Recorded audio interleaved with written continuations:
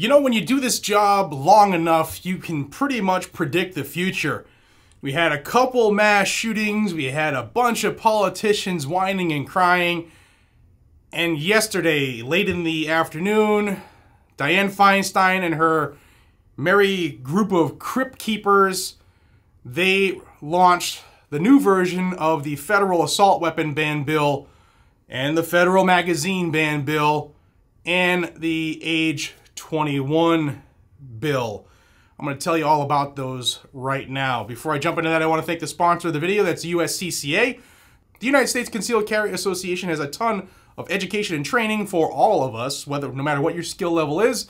And when you join, you also get self-defense liability insurance. As a reminder, all new members this month in January get the cool duffel bag, which you can fit a lot of stuff in. I used that when I was going back and forth to Tennessee here. You can pack that out pretty good. And also, Platinum and Elite members get this survival kit that I've showed you before. And as a sneak peek, if you join between January 28th and January 31st of 2023, not sure when you're watching this, they'll throw in this backpack as well. You can get a lot of cool stuff if you join the USCCA, and they also have a cool money-back guarantee. If you find that it's not for you, you don't like the training that's online, if you don't want to take the classes they offer all around the country, live fire classes, then you get your money back. Check it out, uscca.com/GNG. Thank you to USCCA for being a friend of this family and our community. Let's jump into Dianne Feinstein. Yesterday, it all came like a tidal wave. She does this stuff every session of Congress, and this year is no different. I'm going to show you the bills. They're still not numbered yet because this all happened yesterday afternoon, late in the afternoon. And not only are they going to be submitted by Feinstein, they'll also be submitted in the House as well. Let's jump to it. What you see on screen is page 1 of the assault weapon ban of 2023. Now, rather than to drone on through the 126 pages of it, I'm going to give you the lowlights of the bill. It will ban the sale, manufacture, transfer, and importation of 205 semi-automatic firearms by name, and the owners, you can keep them. We're going to grandfather you in, and a lot of people right now are like, yeah, it doesn't affect me, but boo, it affects every generation going forward. It's a backdoor gun grab. It also bans any assault weapon, so-called assault weapon, with the capacity to utilize a magazine that is not a fixed ammunition magazine and has one or more military characteristics, including a pistol grip, a forward grip, a barrel shroud, a threaded barrel, or a folding or telescoping stock. Owners can keep the ones you have now. Guys and gals, that bans just about anything that takes a magazine and has something for you to grab, a pistol grip. It also would ban magazines or any other ammunition feeding devices that hold more than 10 rounds of ammunition, which allows shooters to quickly fire as many rounds without needing to reload, which is all we know is a lie. And there's a grandfather clause for that as well. It requires a background check on any future sale, trade, or gifting of said so-called assault weapon covered by the bill. It also requires that grandfathered so-called assault weapons are stored using a secure gun storage or a safety device like a trigger lock. So it includes safe storage. I'm going to tell you what you have to do in your own home. The government can stay the frick out of my house. I don't know about you. It prohibits the transfer of so-called high-capacity ammunition magazines. Anything over 10 rounds, guys. That's standard capacity. These firearms have been coming with those for eons.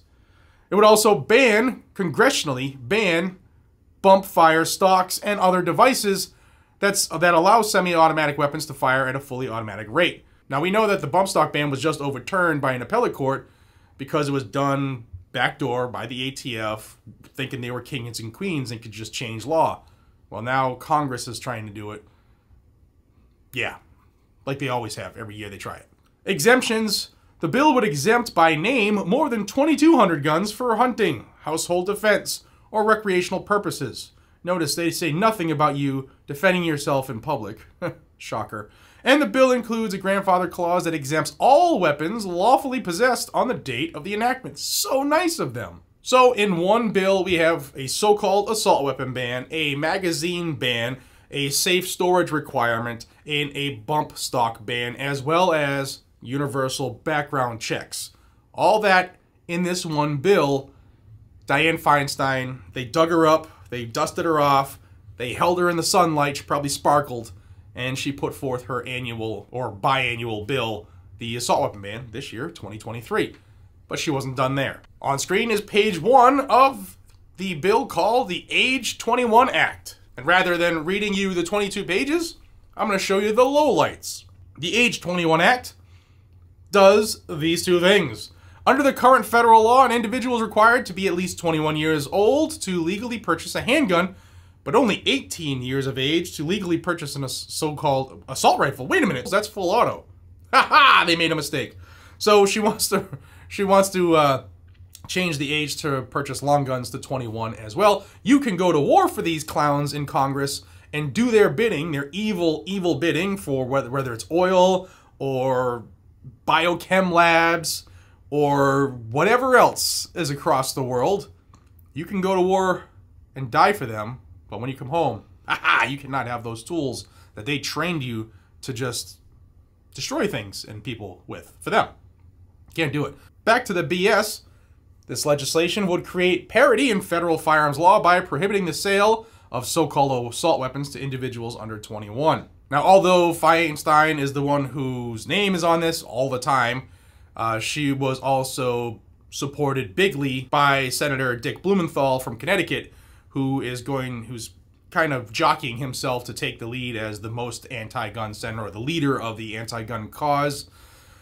I'll give you some quotes from these two clowns because I think it made me giggle. Let's see what it does for you. Feinstein said, "We were tragically reminded this weekend of the deadly nature of assault weapons when a shooter used one to kill 11 people and injure 9 more at a Lunar New Year celebration in California. The constant stream of mass shootings have one common thread. They almost all involve assault weapons. They also have a common thread of criminals and crazy people doing this, but we'll ignore that part. It's because these weapons were designed to kill as many people as quickly as possible. They have no business in our communities or schools. It's time we stand up to the gun lobby and remove these weapons of war from our streets, or at the very least, keep them out of the hands of young people." And then Tricky Dicky Blumenthal said, "As used by the Lunar New Year's shooter only days ago in Monterey Park, assault weapons have only one practical purpose: to kill or injure human beings. These military-style combat weapons, built for the battlefield and designed to maximize death and destruction, have brought bloodshed and carnage to our streets and continue to be the weapon of choice in countless mass shootings. Guns don't respect state boundaries, which is why we need a national solution to restrict the ownership and use of assault weapons. Now is the time to honor gun violence victims and survivors with this common sense action." Now, Congressman David Cicilline from Rhode Island, remember him. So spare me the bullshit about constitutional rights. Would the gentleman yield? No, I will not yield, and I'm not going to yield for my entire 5 minutes, so don't ask again. And people talk about the Second Amendment. We've heard it again today. It's a constitutional amendment. You can't touch it. That is not true. Yeah, well, he is going to submit it in the House, so we will have both chambers of Congress will have these bills. So the assault weapon ban, which has the magazine ban, the bump stock ban, the safe storage requirement, and the universal background checks will be in the Senate and the House, as well as the Under 21 bill, the Under 21 Act. So, guys and gals, if you're someone who likes to burn up the phone line and tell your employees in Congress how they should do their job, now is probably a good time to reach out. I will have the phone to the switchboard for Congress down in the description, as well as the pinned comment, and it's here on the screen if you want to call these swamp creatures. I also suggest you go see him in person because there's a big push. I mean, this morning as I woke up, preparing for this video, Joe Biden was calling for it as well. So there's a new push for the assault weapon ban and the magazine ban because a couple crazy people lost their minds and hurt people. So there you have it. It is now submitted in both the House and the Senate, and you know what's going to happen. What's going to be interesting to see here, and this is like the strategy game of Congress, especially when elections change the makeup. Last session, 1808, H.R. 1808 made its way through the House. We did that live here. The assault weapon ban passed. And it was stonewalled in the Senate. Well, this year, I'm interested to see, will it go through the Senate and get stonewalled in the House, because obviously the House has a slim majority of Republicans. It's going to be interesting. Now it might be one of those times where they try to force a vote to see where people lie, to use this, if they vote against it, to use it against them in the upcoming election, which is also a presidential election year. Strategy. It's always something, guys and gals. They never do this just for that, for the sake of doing it. There's always a reason. There's always some crooked thinking behind it. And let me know what you think down below about the biannual submission of the assault weapon ban and all the crazy horse crap that goes with it. If you want these bills, I'll link them down below. And until we see each other again, be safe, stay vigilant, carry a gun to keep you, your friends, your family, your community safe. If you like this type of information, hit the like button and hit that subscribe button down below. And I'll see you on the next one, y'all. Take care.